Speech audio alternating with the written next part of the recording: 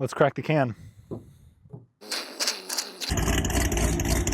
Drink test. Today we've got Alani Energy Breezeberry. Can design, good looking can. Blueberries on it are cool, matches my truck, so that's what's important. 5 out of 10. It's good, but it's average. 10 calories? Psh, that's ridiculous. Everything you're gonna need in an energy drink. Let's crack the can.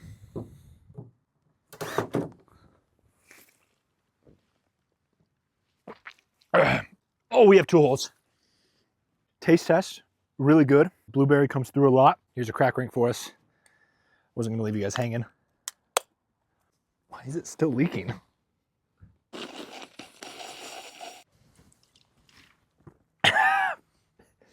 about what I expected. Today's can score on the, 5 out of 10.